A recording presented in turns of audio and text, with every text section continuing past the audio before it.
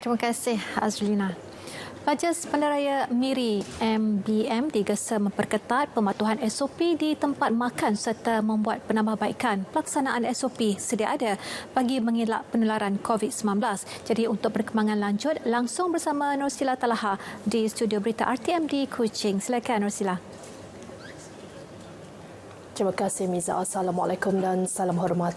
Sejumlah 2.5 juta ringgit peruntukan tambahan daripada kerajaan negeri diserahkan kepada Sekolah Menengah Kebangsaan SMK St. Joseph Kuching bagi membiayai projek baik pulih blok Mill Hill yang kini berusia lebih 100 tahun. Sumbangan peruntukan daripada kerajaan negeri itu disampaikan Ketua Menteri Datuk Patinggi Abang Johari Tun Openg kepada Persatuan Bekas Pelajar St. Joseph OJA bersempena kunjungan hormat persatuan itu yang diketuai Presidennya Datuk Profesor Dr. Sim Kui Hian di Wisma Bapa Malaysia.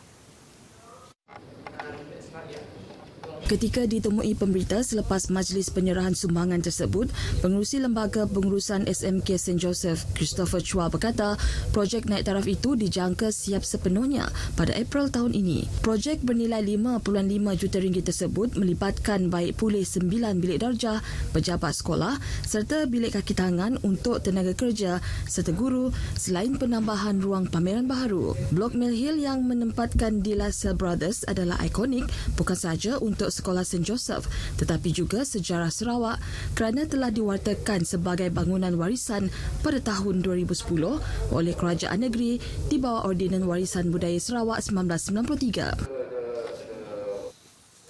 Majlis Bandaraya Miri MBM digesa untuk memperketat pematuhan prosedur operasi standard SOP di tempat makan selain melakukan penambahbaikan terhadap pelaksanaan SOP sedia ada, terutamanya di kawasan tumpuan awam. Menteri Bertanggungjawab bagi Jawatankuasa Pengurusan Bencana Bahagian Miri, Datuk Lee Kim Shin dalam kenyataan media berkata, ini termasuklah menghadkan bilangan tempat duduk supaya pengunjung sentiasa waspada mengenai SOP yang ditetapkan. Datuk Lee yang juga merintui pengangkutan turut mengingatkan orang ramai agar menggunakan pelitup separuh muka dengan cara yang betul. Ini berikutan masih terdapat individu yang tidak menitik beratkan perkara tersebut. JPBB Miri juga mengingatkan masyarakat supaya sentiasa mematuhi SOP serta elakkan 3C iaitu jauhi kawasan yang sesak, elakkan kawasan yang sempit dan elak sembang atau bertutur dengan jarak yang dekat. Pada masa sama, 3W iaitu kerap mencuci tangan dengan air dan sabun, memakai pelitup separuh muka di tempat awam atau jika bergejala serta mengikuti nasihat yang digariskan oleh Kementerian Kesihatan Malaysia perlu terus diamalkan. Operasi perniagaan perlu ditutup sementara mengikut arahan Jawatankuasa Pengurusan Bencana apabila terdapat kaki tangan dikesan positif COVID-19. Ahli Parlimen Bintulu Datuk Seri Tiong King Sing dalam satu kenyataan media memaklumkan pihak terbabit perlu mematuhi arahan Jawatankuasa Pengurusan Bencana dan Kementerian Kesihatan Malaysia dengan melakukan disinfeksi dan sanitasi secara intensif dan menyeluruh di premis mereka.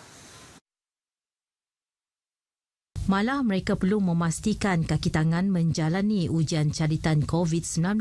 Pihak berkenaan juga diharap agar tidak menetapkan prosedur operasi standard SOP sendiri serta membuat pengumuman pembukaan semula operasi kepada umum tanpa kebenaran daripada pihak berkuasa. Datuk Seri Tiong menyatakan berikutan peningkatan kes positif di Bintulu baru-baru ini, terdapat pesakit yang telah mengunjungi beberapa premis perniagaan hingga menjangkiti kaki tangan premis. Jawatankuasa Pengurusan Bencana Bahagian Bintulu akan memberikan arahan susulan berdasarkan situasi yang berbeza. Sekiranya pihak terbabit tidak memahami arahan atau situasi tersebut, boleh mengemukakan pertanyaan terus kepada Jawatankuasa Pengurusan Bencana Bahagian Bintulu atau Pejabat Kesihatan Bahagian Bintulu.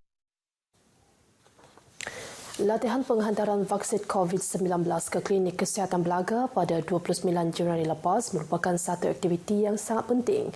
Pengarah Kesihatan Sarawak Dr. Chin Zin Hing berkata, latihan itu merupakan permulaan sebelum vaksin COVID-19 sebenar diterima oleh Kementerian Kesihatan Malaysia KKM untuk digunakan di pusat-pusat vaksinasi seluruh negara.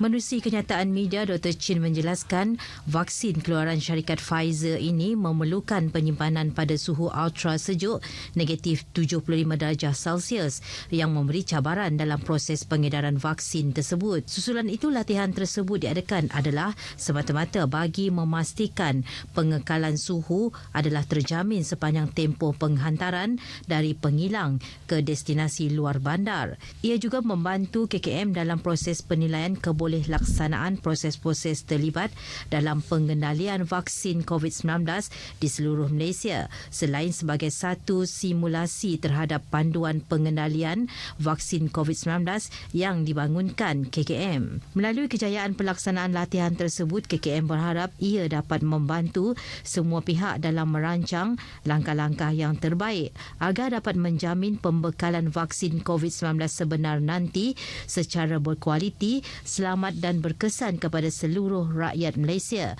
amnya dan Sarawak, khususnya terutama bagi mereka yang tinggal di kawasan luar bandar. Pandemik COVID-19 tidak menghalang tanggungjawab sosial petugas RTM untuk menyumbang kepada masyarakat menerusi kempen derma darah. Pengarah penyiaran kawasan Sarawak Abdul Hadi Muhammad Yusof berkata kerjasama Kelab Rekreasi RTM dan Tabung Darah Hospital Umum Sarawak itu diharap dapat menambah bekalan darah di tabung darah hospital sedia ada. Semasa pandemik COVID-19 ini, sudah tentunya ianya memerlukan sumbangan dan sumbangan itu boleh datang daripada berbagai cara dan salah satunya adalah dengan menderma darah. Beliau menyatakan demikian ketika ditemui dalam program derma darah di RTM Kuching. Jelasnya kempen tersebut merupakan lanjutan kepada program Jom Sihat RTM Sarawak yang dianjurkan akhir tahun lepas dengan cabaran menurun 5 kilogram. RTM Sarawak juga akan mengadakan program kayuhan basikal sempena sambutan RTM 75 tahun di semua stesen RTM. Ini termasuk ulang tahun ke-50 stesen RTM Limbang yang merupakan antara stesen terawal di Sarawak.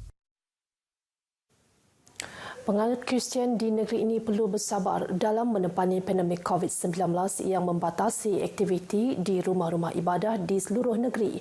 Biskop Gereja Anglikan Sarawak dan Brunei, Reverend Daniel Juti berkata walaupun sukar diterima, namun demi nyawa dan memutuskan rantaian COVID-19, semua pihak harus akur dengan arahan yang ditetapkan. Sejak pelaksanaan Perintah Kawalan Pergerakan Bersyarat PKPB di seluruh negeri awal tahun ini, Reverend Donald berkata pihaknya telah mengarahkan semua gereja Anglikan di seluruh negeri termasuk Brunei ditutup dan segala perkhidmatan sembahyang dan aktiviti ibadah diadakan secara dalam talian. Kita mohon ahli-ahli untuk menunda itu buat seketika. Ini adalah untuk mana yang saya katakan tadi, untuk kebaikan kita semua. Beliau memberikan pesanan itu ketika ditemui pemberita selepas program khas bersama YFM Bidayuh di RTM Kuching. Dalam pada itu, Reverend Donald meminta semua prosedur operasi standard SOP di Majlis Pengkebumian dipatuhi bagi mengelakkan penularan COVID-19 berlaku. Buat masa ini, hanya 20 ahli keluarga terdekat sahaja dibenarkan untuk menghadiri majlis demikian walaupun menyedari hari kematian satu masa yang sukar bagi mana-mana insan. Untuk kebaikan kita semua. Sekian dulu perkembangan berita wilayah dari Sarawak. Kita bersama Miza di Angkasa Puri. Silakan. Baik, terima kasih Nur Sila. 9 buah